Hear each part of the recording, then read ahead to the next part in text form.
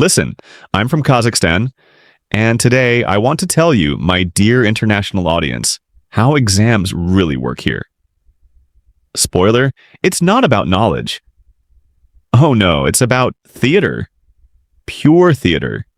You walk into the classroom, the air is heavy, everyone's pale, sweating, hands shaking like they're waiting for a firing squad. And then the teacher enters. You'd expect authority, discipline, the seriousness of a big moment. But instead, you get a smile and the magical phrase, "Don't worry, kids. We'll help you. You'll pass." 100%. 100%. That's when you realize this is not an exam. This is a parody of education, a cheap sitcom played out every year with the same tired script.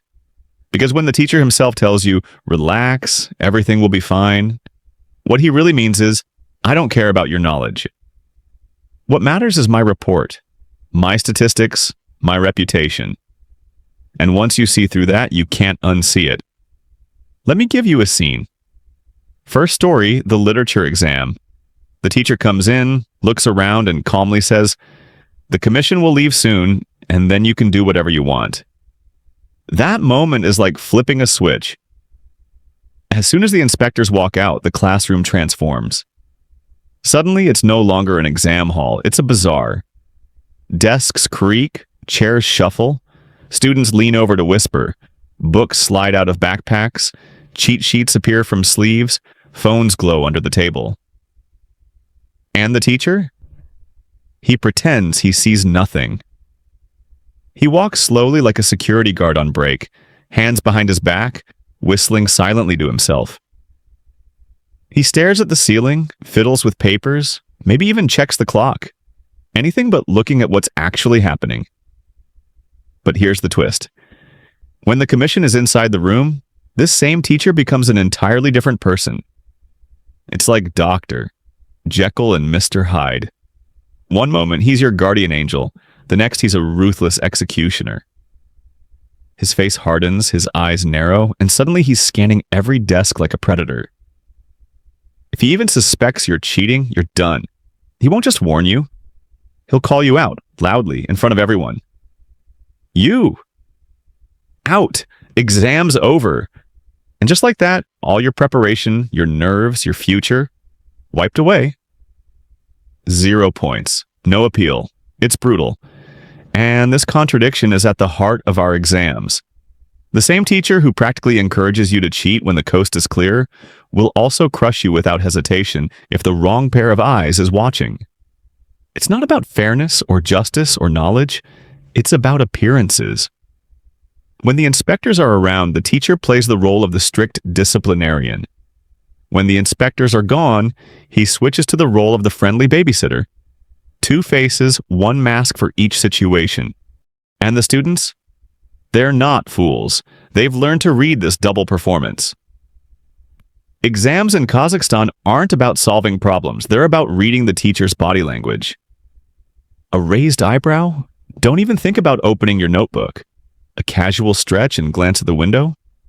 That's your chance to pass a note. The real test is not math or literature, it's poker. You're reading tells, you're calculating risks, you're bluffing, you're surviving. And the teachers? They justify it. They say, we're protecting the kids. We don't want them to fail, but the truth is much uglier. They're protecting themselves. Because here, if half the class fails, it's not the students who look bad. It's the teacher. The administration comes knocking. Why are your students failing? What's wrong with your teaching? And no teacher wants to explain that maybe, just maybe, the kids didn't study.